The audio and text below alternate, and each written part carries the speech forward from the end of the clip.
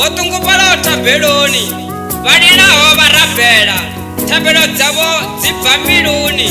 valilela mudzimu votungupala vachitoda chipatuwo chawe sapele chitoda mati ngecho chipinga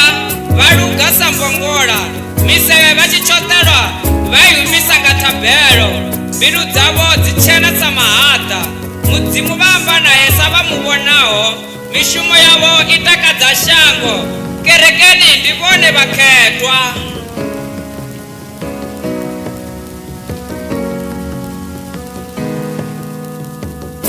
lufuno na katuchelo singavatabegwa kazo zichere avachamba milomo yavo yoshatelwa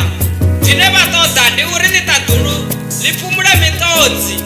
uri vadokona ula zvavudi uri vadokona ula zvivakanzwaho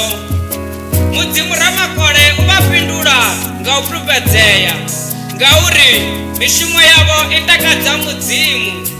nahone ngauri mishumo yavo ndiipulupedzeyaho panda chipato cha murena nditamanisa shanduki musi zvaveiwe zvililo zvonopindulwa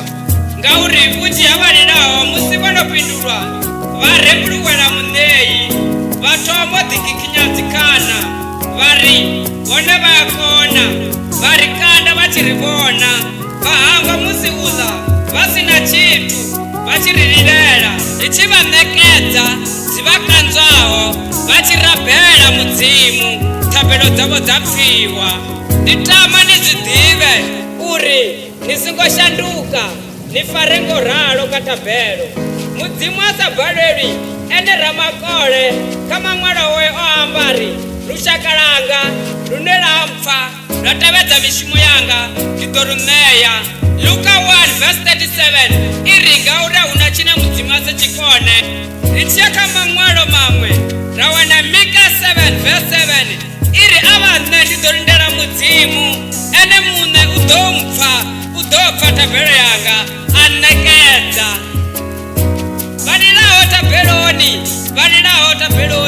valilaho vatungupala mudzimu uyavapfa mudzimu uyavaitela zvote zvine vatoda ngori ndivakhetwa va murena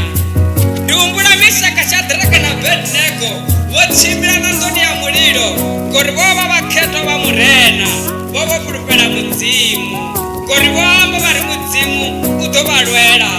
Paulo na Selasi voda vaimba nyimbo dza tabelo